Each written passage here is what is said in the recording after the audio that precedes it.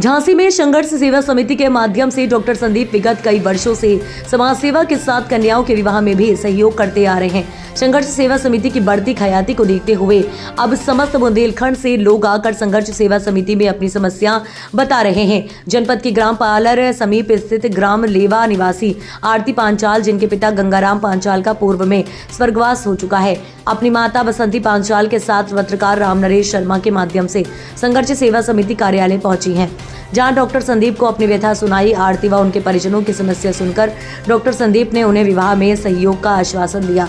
इस भावुक भरे पल में आरती ने कहा कि संघर्ष सेवा समिति की जानकारी मुझे पत्रकार राम नरेश शर्मा के माध्यम से हुई।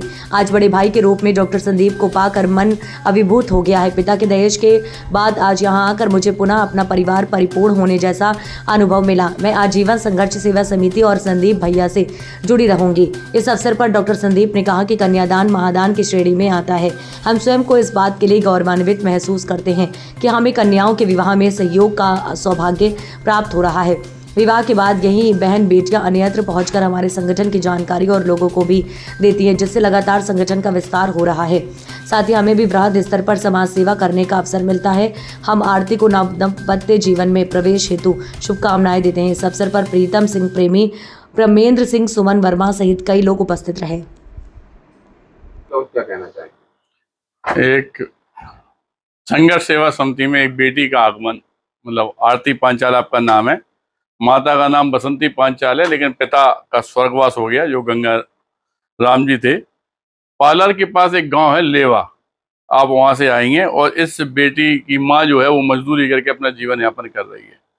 अभी इन्हें पता चला, चूंकि हमारे पत्रकारिता क्षेत्र में RN शर्मा जी द्वारा इन्हें अवगत कराया गया कि हमारे संदीप भैया या संघर्ष सेवा समिति इस तरह का काम करती है कि किसी भी बेटी परेशान है या कोई बच्चा परेशान है या पढ़ाई लिखाई में दिक्कत है या कोई तरह की कोई टेंशन है, तो हम लोग सहयोग करते हैं।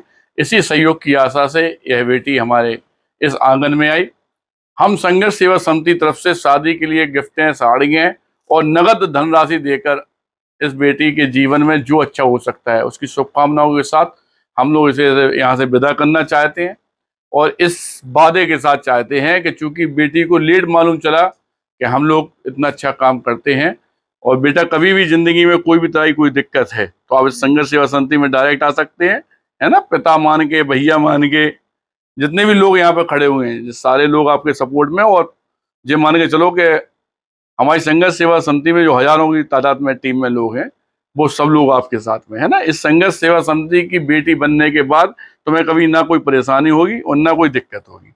और जितनी सहायता बेटी सोच रही थी, जितनी हम लोग कर सकते थे, उतनी आपकी बेटी की सहायता कर रहे हैं। चूँकि यह एक ऐसा समय होता है कि इन बेटियों को पिता नहीं है तो पिता की ज़रूरत है। उस पिता के रूप में हम सब लोग यहाँ पे खड़े हुए हैं और शुभकामनाएं देते हैं इस बेटी को।